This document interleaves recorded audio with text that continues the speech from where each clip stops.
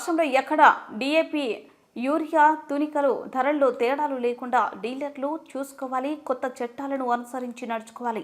రైతులను మోసం చేస్తే ఉపేక్షించేది లేదు.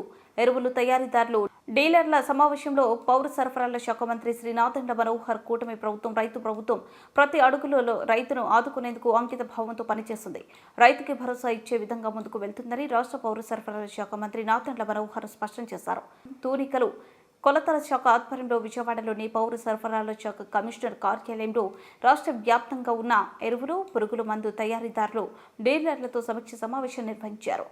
యూరియా, డీఏపీ ఎరువులు, పురుగు మందులు అమ్మకాల విషయంలో రైతులకు ఇబ్బందులు కలగకుండా జాగ్రత్తలు వహించాలన్నారు. కొలతల ధరల్లో తేడా లేకుండా చూసుకోవాలని స్పష్టం చేశారు. రైతు మోసపోకుండా చూసుకోవాల్సిన బాధ్యత అందరిపైనే ఉందన్నారు. బరువు ఎంఆర్పీఎస్లో తేడాలు ఉంటే కఠిన చర్యలు తీసుకుంటామన్నారు. ఈ జనవరి నుంచి అమల్లోకి వచ్చిన యూనిట్ సెల్ ప్రెస్ నిబంధనలపై అవగాహన కార్యక్రమం నిర్వహించారు. First of all, thank you so much. ఎందుకంటే first of its kind, I think when we had an interaction with DAP, urea manufacturers as well as dealers. So Andhra Pradesh ప్రభుత్వం తరఫున మా సివిల్ సప్లైస్ విభాగం తరఫున మా లీగల్ మెట్రాలజీ విభాగం తరఫున ప్రత్యేకంగా మిమ్మల్ని అందరికీ కూడా ధన్యవాదాలు. కష్టపడి ఇంత దూరం ప్రయాణం చేసి వచ్చినందుకు మీ అందరికీ కూడా మనస్ఫూర్తిగా మరొకసారి ధన్యవాదాలు. రాష్ట్ర ప్రభుత్వం కొత్తగా ఏర్పడిన తర్వాత రైతుల పైన ప్రత్యేకంగా మనం దృష్టి సారించాలి. రైతుకి ఎక్కడ కూడా ఇబ్బంది కలగకూడదు. చేసే ప్రతి కార్యక్రమంలో కూడా రైతును దృష్టిలో పెట్టుకుని అండగా నిలబడాలి, ఒక భరోసా ఇవ్వాలనే ఆలోచనతో గౌరవ ముఖ్యమంత్రి గారు చంద్రబాబు నాయుడు గారు, అదేవిధంగా ఉప ముఖ్యమంత్రి గారు పవన్ కళ్యాణ్ గారు కూడా అనేక సందర్భాల్లో మేము పబ్లిక్లో కానివ్వండి లేదా మా అంతర్గత చర్చల్లో కానివ్వండి నిరంతరం రైతాంగం కోసం మేము ఈ ప్రభుత్వం అంకిత భావంతో పనిచేయాలనే ఆలోచనతో ముందుకెళ్తా ఉన్నాం. అందులో భాగంగా ఈరోజు పౌర సరఫరాల శాఖ ముఖ్య కార్యక్రమం ధాన్యం సేకరణ. సో రైతుకి గిట్టుబాటు ధర అందించాలి. ఎంత విస్తీర్ణంలో రాష్ట్రంలో ధాన్యం పండిస్తున్నా కూడా కేంద్ర ప్రభుత్వం రాష్ట్ర ప్రభుత్వం నిర్ణయించిన ఈ కనీస మద్దతు ధర మినిమం సపోర్ట్ ప్రైస్ని బేస్ చేసుకుని దానిపైనే మనం ప్రజలకి ఒక భరోసా ఇచ్చుకుంటూ ముందుకెళ్ళాలనే ఆలోచనతో మేము ఖరీఫ్ మాసానికి సిద్ధమవుతా ఉన్నాం. ఆ కాంటెక్స్లో అంటే తెలుగు అందరికి పర్లేదా లేకపోతే షుడ్ ఐ ఇస్ ఓకేనా? ఓకే.